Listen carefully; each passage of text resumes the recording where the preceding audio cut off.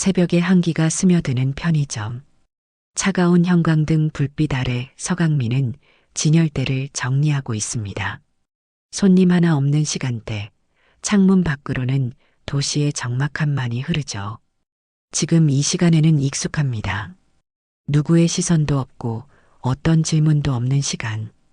강민에게는 이 고요함이 오히려 편안한 시간입니다. 문이 열리며 차가운 바람이 스쳐 지나갑니다. 제복을 입은 경찰 2명이 들어옵니다. 음주 단속을 마치고 잠시 들른 듯한 모습이네요. 강민은 무심한 눈빛으로 그들을 바라봅니다. 커피 한 잔씩을 뽑아 마시는 경찰들. 그중 한 명이 강민을 유심히 바라봅니다. 동안인 강민의 얼굴을 보더니 무심히 말을 건넵니다.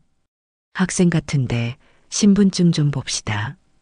강민의 표정에는 변화가 없습니다. 신분증을 꺼내 보여주는 대신 물 흐르듯 이름과 주민번호를 읊습니다. 이름 서강민. 주민번호 16자리의 숫자들이 차분히 흘러나옵니다. 경찰은 무전기를 들어 신원을 확인하죠. 평소와 다를 것 없는 일상의 한 장면에 불과했습니다. 하지만 무전기 너머에서 들려온 응답은 평소와 달랐습니다. 상부 확인 필요, 대기 바람. 그 순간 경찰들의 표정이 미묘하게 변합니다. 무슨 일인지 모르겠다는 듯 서로를 쳐다보는 경찰들. 강민은 그저 손에 들고 있던 상품을 진열대에 차분히 올려놓습니다. 어쩐지 불편해진 공기가 편의점 안을 감싸고 있습니다. 그날 밤 강민은 이 작은 사건이 자신의 삶을 뒤흔들 거라는 사실을 전혀 알지 못했습니다. 다음 날 오후 편의점 문이 열립니다. 검은 정장을 입은 낯선 남자가 들어왔습니다. 평소 손님들과는 달리 물건을 둘러보지 않고 곧장 카운터로 다가오죠. 강민은 무표정한 얼굴로 그를 맞이합니다. 남자는 주변을 살피더니 조용한 목소리로 말을 꺼냅니다. 서강민 씨죠? 청장님께서 조용히 만나 뵙고 싶다고 하십니다. 강민의 눈동자가 미세하게 흔들립니다. 어떤 감정도 드러내지 않으려는 듯 입술을 꾹 다물었다가 천천히 여러 한마디만 내뱉습니다. 전 아버지 없습니다. 그 말을 끝으로 강민은 등을 돌려 재고 정리를 시작합니다. 정장 차림의 남자는 잠시 망설이다 명함 한 장을 카운터에 올려놓고 떠납니다. 문이 닫히는 소리와 함께 강민의 어깨가 살짝 떨립니다. 누구도 보지 않는 그 순간 강민의 표정이 무너집니다. 그날 밤 좁은 원룸의 침대 위. 강민은 오래된 나무 상자를 꺼냅니다. 어머니가 남긴 유일한 물건이죠. 상자 안에는 빛바랜 사진첩 하나가 고이 접혀 있습니다. 조심스럽게 펼쳐보니 어린 시절 사진들이 나옵니다. 강민은 마지막 페이지를 넘깁니다. 어렴풋이 남은 경찰 제복을 입은 남자의 뒷모습이 담긴 사진. 얼굴은 보이지 않지만 어린 강민이 그 남자를 올려다보고 있습니다. 사진을 보며 강민은 어머니의 마지막 말을 떠올립니다. 병원 침대에 누워 강민의 손을 꼭 잡고 어머니가 속삭였던 말.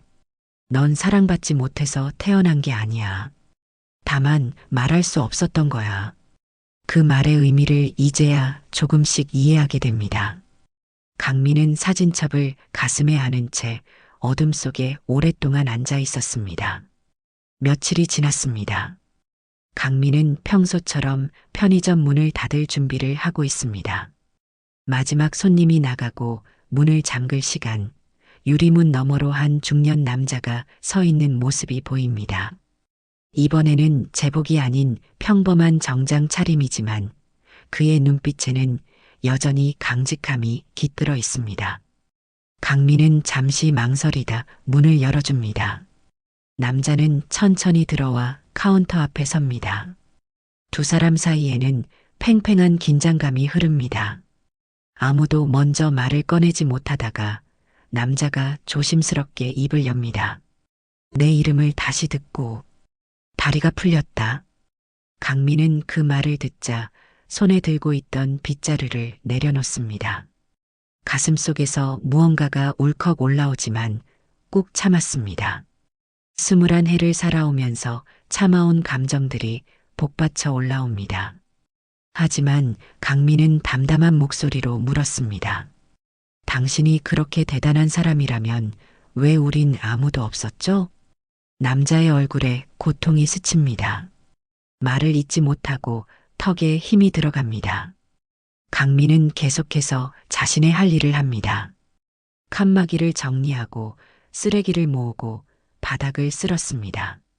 마치 그 남자가 없는 것처럼 행동하면서도 모든 감각은 그를 향해 있습니다. 남자는 주머니에서 작은 사진 한 장을 꺼냅니다. 강민의 어머니와 함께 찍은 오래된 사진입니다. 사진 속 두 사람은 행복해 보입니다. 남자는 사진을 카운터 위에 올려놓습니다. 난 너에게 아버지라는 말을 들을 자격이 없다는 걸 알아. 그 말을 끝으로 남자는 돌아섭니다. 문이 닫히고 강민은 사진을 바라봅니다. 처음 보는 어머니의 웃는 모습에 강민의 눈시울이 붉어집니다. 다음 날 강민은 평소보다 일찍 일어났습니다. 창문 너머로 비치는 아침 햇살이 방 안을 밝게 물들이고 있었죠. 어젯밤 받은 사진을 다시 한번 들여다봅니다. 어머니의 웃는 얼굴과 그 옆에 선 남자, 자신의 생물학적 아버지라는 사람. 사진 속에서 두 사람은 분명 행복해 보였습니다. 무슨 일이 있었던 걸까? 왜 그들은 헤어졌을까? 강민의 머릿속에 수많은 의문이 떠오릅니다. 어머니는 항상 강민에게 아버지에 대해 말하지 않았습니다.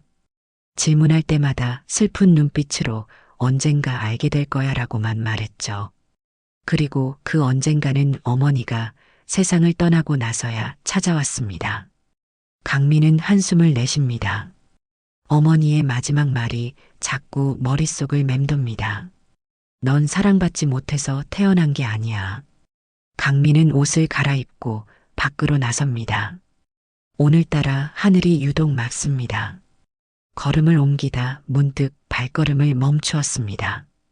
어제 그 남자가 남긴 명함이 아직 주머니에 있다는 사실이 떠올랐기 때문입니다.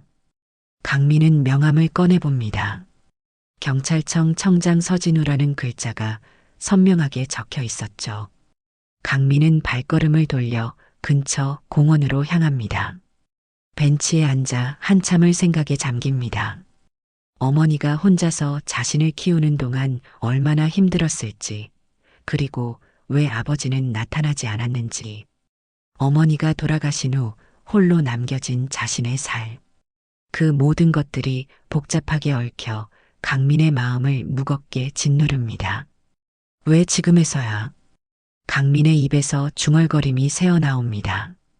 평생 없던 아버지가 갑자기 나타난 것을 어떻게 받아들여야 할지 혼란스럽습니다. 분노, 원망, 궁금함, 그리고 어딘가에 숨겨진 작은 기대감까지 복잡한 감정들이 강민의 가슴을 채웁니다. 편의점 문이 닫히기 직전 유리문 너머로 서진우의 모습이 다시 보입니다. 어제와는 달리 오늘은 조금 더 결연한 표정이었습니다. 강민은 잠시 망설이다 문을 열어줍니다. 두 사람은 다시 마주 섰습니다. 침묵이 흐릅니다. 잠시 얘기할 시간이 있을까? 서진우가 조심스럽게 물었습니다. 강민은 아무 대답 없이 편의점 앞 작은 테이블을 가리켰죠. 두 사람은 마주 앉았습니다. 서진우의 손이 미세하게 떨리고 있었습니다. 그는 오랫동안 준비했던 말을 꺼내려는 듯 깊은 숨을 들이마셨습니다. 내가 그때 널 책임졌다면 난 지금 여기에 없었을 거야. 널 위해서가 아니고 나를 지키기 위해 널 외면했어. 솔직한 고백에 강민은 잠시 당황합니다. 예상했던 변명이나 미화된 이야기가 아니었기 때문입니다. 서진우는 계속해서 말을 이어갑니다. 내 어머니는 내가 경찰 신분으로 불법 수사를 하다 위험에 처했을 때 나를 도와줬어. 그 과정에서 우린 가까워졌지. 하지만 내 정체가 드러나면 너희 모두가 위험해질 상황이었어. 강민은 잠자코 듣고만 있습니다. 서진우의 눈에는 오랜 세월의 후회와 고통이 담겨 있었죠. 내 어머니는 나에게 떠나라고 했어. 너를 지키기 위해서. 그리고 나도 내 길을 선택했지. 말을 마친 서진우는 고개를 숙입니다. 주먹을 꽉 쥐고 있는 그의 손등에 힘줄이 붉어졌습니다. 강민은 천천히 일어났습니다. 그의 눈에는 더 이상 분노보다는 복잡한 감정들이 뒤섞여 있었습니다. 그런 건 이제 필요 없어요. 강민은 그렇게 말하고 돌아섰습니다. 하지만 완전히 등을 돌리기 전 잠시 멈춰서서 덧붙였습니다. 하지만 어머니의 이야기 좀 더 듣고 싶긴 합니다. 홀로 남겨진 서진우는 오랫동안 그 자리에 앉아 있었습니다. 강민의 마지막 말이 그에게 작은 희망을 주었기 때문이죠. 완전한 거절은 아니었습니다. 서진우는 꽉 쥐었던 주먹을 천천히 펴니다. 그의 손바닥에는 작은 월계수 모양의 배지가 놓여 있었습니다. 강민의 어머니가 그에게 준 첫 선물이었죠.